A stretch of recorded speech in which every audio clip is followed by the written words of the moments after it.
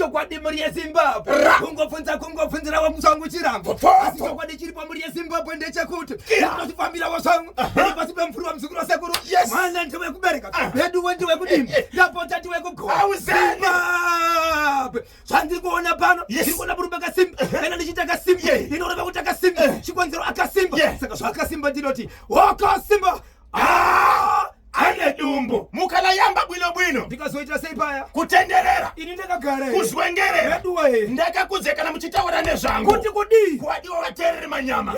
tinhu mali panzoma kuti roi panongoni vaudze kuti muri kuona monya repakanyeba potaposi alongside monya repagokwe kega munhu akatsvuka kuti svi po rikiti bvu ayaya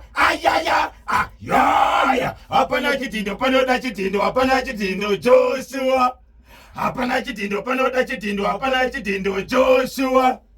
hapana chitindo panoda chitindo hapana chitindo Joshua po rikiti bvu Monday 2 March 2026 New Day Gejo.